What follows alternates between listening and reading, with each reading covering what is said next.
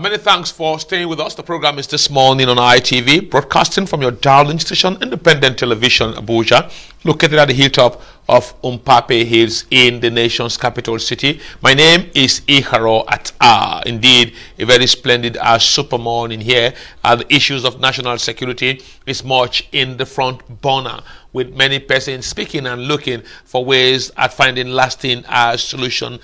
President and Commander-in-Chief of the Armed Forces of Nigeria, President Muhammadu Buhari, had oftentimes assured that he is doing his best possible under the circumstance to ensure Nigerians sleep with their two eyes closed. Well, the army chief, the defense chief, that's General Irabo, had also been assuring persons that he is doing his best. Inspector General of Police is also speaking in that direction, with so much talk across the country. But in the face of all of these promises and assurances to tackle and combat insecurity, we are seeing issues of banditry getting very worrisome. The southeast geopolitical zone appear to have suffered a little, with not so much attacks coming out from that region. Even the northeast, it appears as if the operation there is yielding positive result, with the Boko Haram and ISWAP terrorist group suffering severe defeats regularly. Well, the farmers' herders clash has also subsided, but the issue of banditry in the north central and northwestern part of the country is very worrisome. They attack schools where they make maximum impact when it comes to the issue of abduction, and ask for very huge ransom. Well, that which happened in Kebbi State appears to be leaving us with so many questions. Do we negotiate with bandit, or do we confront the bandit headlong? What's the best solution out? Our security consultant, Mr. Jonathan Onoja Isaac, is with me in the studio. Wonderful morning, sir. Good morning, Ita. Yes, let's look at the issue of banditry with a question here. Targeting students is lot worrisome. One of the dailies have said, I think about, is it leadership also, blueprint also, there is anxiety within the flings of the Zuba Abaji axis, where you have the Uni Abuja, you have the College of Medicine, you have the College of Education, Zuba. There is worry around that corridor. Within Abuja, also in some parts of the country, we see one or two states asking some schools to shut down. Yes, I think it's becoming too worrisome that students have become a target. Why? Because they are more vulnerable. Students have become a target. Why? Because they feel that is an avenue to get rich very quick. And this get rich quick syndrome has already been in their mindset of how to become a billionaire, a millionaire. So the very avenue that can give them this riches quick is what they are looking for, and that is why they are using the student, as vulnerable as they are, to be able to wage war against the government. Shutting down school is not the best. To shut down our institutions is not the best. The only thing we should be doing now is to have a way forward. And I want to give it to the military for the efforts they have put in place for the last 2 weeks. I tell you that this is one of the best I can record, that the military, the Nigerian Air Force, Nigerian Army, and all of that, their fight against terrorism in the last 2 weeks have shown that there's a dedication, and they have re-strategized against this group. I also want to bring to the notice of the Inspector General of Police and also the Chief of Defense Staff that it is time we withdraw our army from this fight now and let them take over our border, because our border is very vulnerable at the moment. Let the Inspector General of Police wake up to his responsibility and understand that internal policing of the state should be under the duty of the Nigerian police. But if they have failed in that light, and the Nigerian army have been able to wage war, now these boys they are taking opportunity of what is happening around the border to go out to equip themselves more. And I tell you, their return will be more dangerous. So it is best time we allow these people to take over the border, why the Nigerian police wakes up and take over full responsibility of the internal policing of the states. Okay, now if we look at this, the target of students trying to get so much here, but the problem when we start to ask fundamental and worrisome question here, when we see it in this state, some of these states are already educationally backward states in some instances where some of these bandits strike here. But let's look at the reason behind what some of the bandits says. In all of this, let me ask you your take now, because at a certain point, everyone praised Sheikh Gumi as a hero for going to meet the bandit, where the federal government cannot go and meet the bandit, in quote now. But now it appears Sheikh Gumi is no longer as popular as it was when he started entering the forest here. He's saying we should be careful how we handle the bandits. That the bandits are just kidnapping soft targets for profit. No, like my opening statement here, I said that they are kidnapping these people to be able to. I'm asking, do you agree with Sheikh Gumi's position that the government should be careful, not too hard, that the bandits are displaced people who lost their livelihood, they just want to kidnap to make money and earn a living? You see, in as much that we try to do what is right, we also should be careful of what comes out of our mouths. Are you with me? Sheikh Gumi is just a man, and to me, it's a man the bandits trust. It's a layman, and it's a cleric. The bandits trust. Of course, because I know when Sheikh Gumi entered the forest, the social media got the attention. They hailed him. No, the attention. They hailed him. They praised him. I look, get it now. He's just trying to get an attention, and the attention he seek, he got it. Why? Because even the media, give him that popularity he was looking for. Are you in me? Okay. If I said I have in my ways tried to talk to some persons to put certain things right, and without you covering me, would I appear on national dailies? It is because of that attention he was seeking for.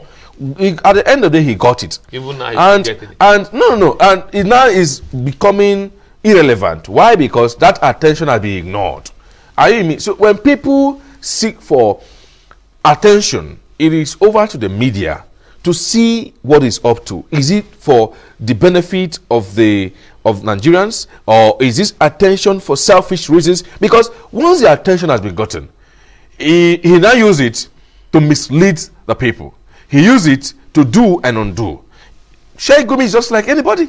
He's just a citizen. And this is a cleric that the bandits. We have so many clerics. But the bandits trust. Why is it trust? There, he could meet them, he could talk with them. That is because of what he's looking for. That attention has gotten it. So this trust was even gotten as a result of the way the media hyped his person. Are you in me? Will you ordinarily, will you just go to the forest and say, I want to see you? No. But because of that attention that he has gotten from the public and also from the bandits, he became very popular and now start to undo and non-doing. I think it's becoming unbecoming to allow some certain persons take advantage of the media to become what they are not supposed to be. Just like a little boy who just got opportunities or get little money, his attitude towards issues will change automatically because he has not gone through the process. I asked a question the other time. Is it a chartered mediator? That is not. He is not a chartered mediator. Who hired him? Will anybody who is not getting a back, the sponsorship of government, just overnight wakes up and said, I am a mediator, and not start speaking to government like he is an authority? Is Gumi an authority? Gumi is an authority. So what I'm saying is that, what I want to say here is that I am not agreeing with his statement. And that's why I said, as much as we want to do what is right, we should be careful of what comes out of our mouth. Because what comes out of our mouth have destroyed our intention. Today, if you mention Gumi to a Nigerian that knows what he's doing, even social media had turned again. He look at him as a controversial being. He look at him as Gumi is a terrorist. He look at him that is intervention and constant. But when we look at this abduction, the question we ask, although the army chief had come so hard, the DSS had been so bitter about it here. You know most of them. Gumi alleges that there are complexity here, that some persons appear to be conniving with bandits. That is even you and I could have said such, that some persons are conniving with government. Well, he said the military. With banditry. But it's not the first time, and he's not the first person to say it. Are you in me? We have a general who have said it before. We have a retired general who said it before and said, look, the army is colluding with bandits. But the army had denied Gumi's. And I'm trying to let you know that it's not all about Gumi. Gumi is irrelevant here. Who is Gumi? Gumi is just any man. He's just any man walking on the street. The bandits trust. Forget about him. He's just an ordinary man. He has no relevance in the system. Is he Prophet Solution? Does it have any relevance compared to me? As Gumi sat down and tell Nigerians the way forward, apart from advocating for bandits, that they should be treated, their offense is not as if their offense is not, they are not IPOB and all of that. Take students and get money and return them back. So sometimes you ask, some people should be taken and to the psychiatric. It's not, some people speaks out of when they take little drugs, they come up on air to speak anything they want to say. So I'm like I was saying, we should not accredit certain statement to Gumi alone. We have had people, we had generals, I don't want to mention, but we had openly, T.Y. Danjuma told Nigerians that the army is colluding. Soldiers are colluding with the bandits. What happened? Why was it not hyped? Why was it not taken like Gumi's statement? So Gumi has no relevance. He's not the first person to say it. He's not providing solution. The difference between Gumi and I is that I prefer solution to national situations. But Gumi comes to advocate for bandits. And at this point, it is over to him. Like when they said DSS is inviting him and all of that, I say it is long overdue. And he came out to boast. No, nothing. Nothing happened. So I think some persons should be cautious of their statement. They should also be very careful that why, in as much they try to help, there are certain statements that can destroy their true intentions. At the moment, Gumi's true intentions has been destroyed. We don't actually know if it's his true intentions, but from what Nigerians believe now, like you said, is the clerics, the bandit trust. And we cannot give him that position at the moment. We cannot entrust our life into his hands to be discussing and to be negotiating with bandits. Who negotiate with bandits? Who negotiate with bandits? And Mr. President sat down and watched Gumi negotiating with bandits for months. And nothing was done. Just one man became an authority negotiating with bandits. But are you not worried when Gumi enters the forest? We found so much security men around him. No pictures. Well, as it is, those security men, I expect the Inspector General of Police to have called them to order. And if the Inspector General of Police have not ordered, or if Mr. President have not ordered, he's so much ADCs and all of that to the forest, I don't expect any DPO to just come and tell Gumi, you are going to negotiate with bandits in the forest. Take police to go with you. I mean, that is the height of insanity. Those you are looking for are standing right before you. Those that are terrorizing the country are standing before you. Those that have killed your brothers, those who killed your colleagues are standing before you. Those that abducted your wives, abducted your children, killed them and take ransom, are standing before you, and you are providing security for just one man that want to negotiate for them or his own interest, because there must be interest. Is it interest driven? Now let's come a little now, still within the context of abduction of students here. Let's look at what the Kebbi State governor feels is his own position, that he won't negotiate. He will go into the forest and free the student. And also, I know Gumi had warned that is very risky, that negotiation is better off, whatever. But what we saw in Kebbi State was going in with military might and rescuing the student. Is that not dangerous? No. Look at you. You don't negotiate with terrorists. You negotiate with criminals. At any point, a person become a terrorist, you don't negotiate with him. If they are branded, up to date, they have not been branded terrorists. It's just now they say, oh, terrorists. So, if you want to negotiate with criminals, not bandits, not terrorists. You can't negotiate with terrorists. So anybody who's coming up with a concept of negotiation as a way to to free the students don't understand what he's doing. Yes, they have been able to release students in the past. Are you in me? But that is not the way to end insecurity or to bring it to the barest minimum. No, you don't negotiate like what happened, like Niger Delta militants. They are only operating within a region. Are you in me? They are only operating within a region. And they've not done so for years. And they said, look, this is what we want. This is our property. This is what belongs to. This is the only thing we have. They are fighting for a cause. So for such people, when you negotiate with them, you can get result. But for people that is operating in Benue, for people that is operating in Southeast, in Imo, those that are operating in Kebbi, how do you negotiate with them? But let's look at the problem now. Maybe we have to go back because the abduction of students are heavily tied to banditry. Now, what some said is that some of these bandits are men like us whose source of livelihood had been destroyed. Their cattle have been rustled. Whatever they have been taken away. So they had no option but to take arms, to abduct for ransom, to feed their family. Now, if this be the challenge raised by some other persons, including Sheikh Gumi and others here, do you think we can stop it by just security might? Look, that is just an excuse. Are you in me? Get you. That's just an excuse.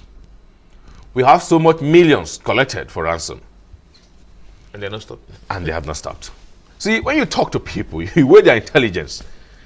You look, he said, oh, maybe some person raised this worrisome development. Oh, look, it's because their cattle have been, rusted and all of that. By the time you take 2-3 million, is enough to get to the numbers of cattle you want. Why haven't they stopped? Haven't they collected millions of naira? And that should have been enough to stop this. But that's not the way. That's why I said it's an excuse for the continuation of their lucrative business. Always giving them reasons for this act. Always giving them, look, if it is for this reason, the student wouldn't have been killed. If it is for this reason that they are doing this, it wouldn't have taken that amount that they now demand for. They understand that it is not for that reason. Before now, this has been in place. But like I said, one thing government need to look at now. Our schools, some are on holidays now, and some still in session. Generally, school will be resuming. But I want to say something here. If the Minister of Education has no template for schools to resume, it is better he resigns. And he can create one. It is better because it's unfortunate we speak to government and government don't act. But he was saying that, I know Adam will be telling you that he is the minister, not the security chief. No. Look at it. The ministers should come up with template for schools. For implementations. But he cannot have template for security. No. Once that is done, like look. Because if he's a minister, he works on the curriculum, he works on timetable, he works on everything, and he works on security template. Let me give you an instance. You are the ones who know that. Let me give you an instance. If it is today announced by NBC that if you must going to operate a media outfit, there must be need for you to have no less than 2-3 armed security men. It is over to you. It is over to you that if I must operate, I must have this. Good. So if the inspection team comes around and said, why are the lives of your guests and your staff not protected? Shut down. 1 or 2. We understand. But for schools, how many will you? At that point, it comes to what they can come up with community orienting policing, where they can integrate police into this community. 2 or 3 schools around streets can be given like 2-3 meters, and they don't need to be in schools. Like I have always said, police with arms don't need to be in school. It's a psychological trauma on the student. So what you do, you can bring this understand that why during school sessions Police can have these patrols around schools, while they have their internal policing mechanism, and have a contingencies arrangement that for an emergency they not give these people a call. The Minister of Education has not come up with such templates.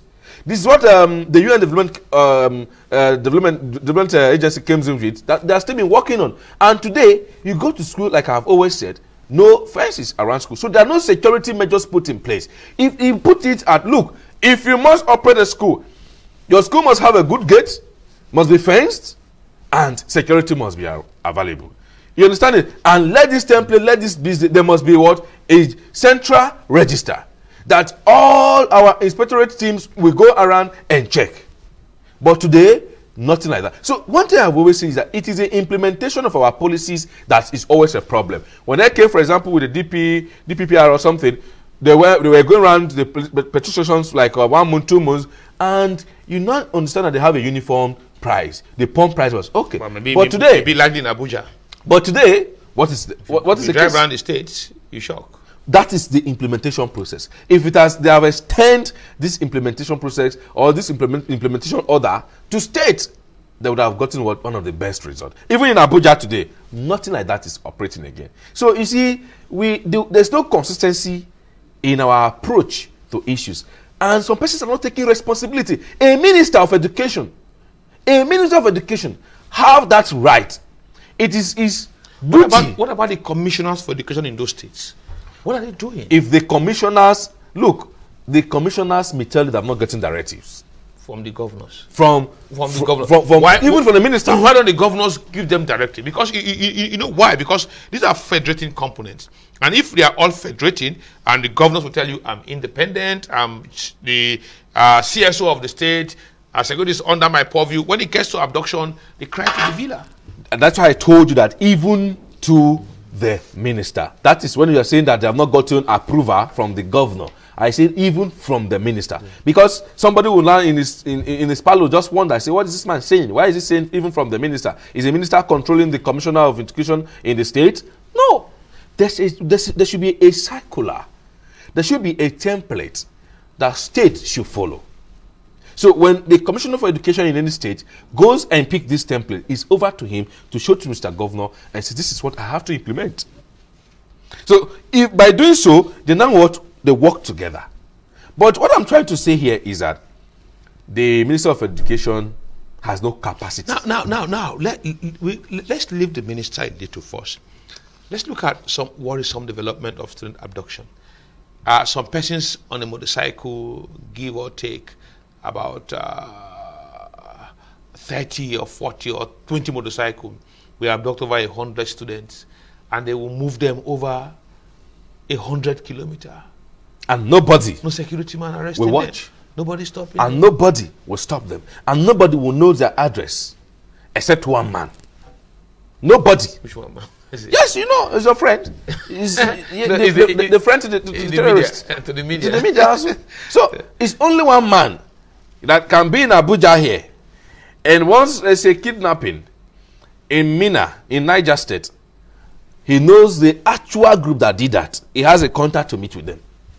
But nobody. But why don't we explore Sheikh Gumi's contact? No, I think why don't we as a nation call Sheikh Gumi, explore his contact, and see how maybe that's giving him more. That's giving the attention that he's seeking. He's seeking for this attention. But the media is giving that. That is where the media has to come to have to understand that they are causing more harm. Because by the time, in a gap of 6-7 months, and nobody interviews him, nobody calls him, his relevance is not known. You want a blackout for Sheikh Gumi? Yes! Because his insistence on give these people amnesty, give these people this, send a strong signal to the government. And to date, the government has not done anything. So like I said, it happened in Niger, it happened in Kaduna. Nobody will be able to trace, like you said, but one man will be able to sit in Abuja and knows the exact group that have acted and knows how to meet with them. So such man, should he be alive? Okay, now, but coming back now, are the armed forces, the police and others, somebody moving these kids It's not an indictment on our security agencies. You move the kids in large number, even 100, and you're not seen. You see, unfortunately, our policing system has failed. And it is overt, like I said, to the Inspector General of Police to put measures in place. Because I can't understand somebody walk up to 10, 15 kilometers and nobody will sight the person. And how many vehicles that comes with to convey over 250, 100 students, 40 students, 50 students from a particular place? So there is an insider that has compromised the system and knows what to do to get attention. That is why it seems or it sounds like there is nobody seeing them. If not, in a local government only, just in a district, you cannot tell me you come to one particular place, speak student, and there's nobody. Where are the teachers? Most times teachers are not adopted. They're not kidnapped. Rare occasions we see that one teacher was kidnapped, one staff.